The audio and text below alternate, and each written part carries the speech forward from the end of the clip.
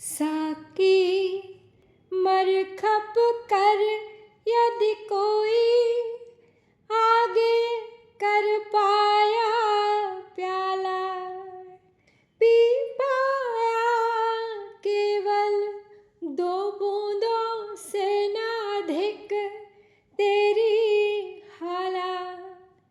जीवन भर का है परिश्रम लूट लिया 2 बूंदों ने, भोले मानव को ठगने के हेतु बनी है मधुशाला। साकी मर खप कर यदि कोई आगे कर पाया प्याला, पी पाया केवल 2 बूंदों से न अधिक तेरी हाला।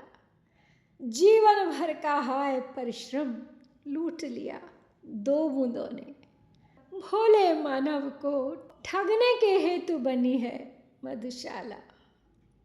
कितना तीखा, कितना निर्मम सत्य उजागर किया है मधुशाला के इस अंश ने। जीवन की उस विडंबना को सामने रखा है जहाँ पूरी उम्र का परिश्रम एक क्षणिक उपलब्धि में सिमट जाता है और फिर भी मनुष्य भ्रम में जीता रहता है। कहते हैं कविराज, हे साकी, यदि कोई व्यक्ति मर खप कर जी तोड़ मेहनत करके तुम्हारे सामने प्याला बढ़ा भी पाए, जीवन में सफलता या सुख पाने के लिए मनुष्य अपनी पूरी ऊर्जा, समय और अस्तित्व झोंक देता है। बस यही है अर्थ प्याले को आगे बढ़ाने का। 2 बूंदों से अधिक नहीं मिलता उसे। इतने संघर्ष के बाद भी प्राप्ति अत्यंत सीमित है। यही है जीवन का कठोर सत्य। प्रयास बहुत, परिणाम अल्प। जीवन भर का हाय परिश्रम लूट लिया 2 बूंदों ने। मतलब जो मिला वही इतना मूल्यवान लगा कि उसने पूरे जीवन के संघर्ष को न्यायोचित ठहरा दिया।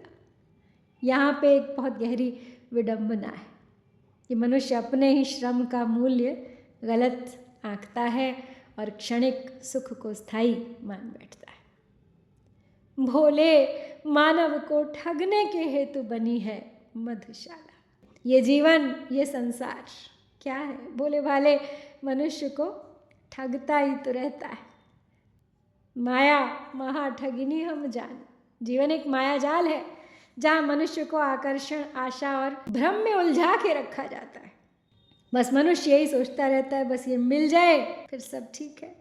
लेकिन जब मिलता है तो बहुत कम होता है और क्षणिक होता है। लेकिन इस सब को देख के कभी कभी ये भी प्रश्न उठता है कि क्या हम सही दिशा में प्रयास कर रहे हैं, सही प्याला उठा रहे हैं या नहीं। हम छोटी छोटी उपलब्धियों को बड़ा मान लेते हैं क्योंकि हमने उसमें बहुत कुछ निवेश किया होता है। लेकिन अस्तित्व की विडंबना यही है, जीवन हमें दौड़ाता है, लक्ष्य दिखाता है और जब पहुंचते हैं तो पता चलता है बस इतना ही।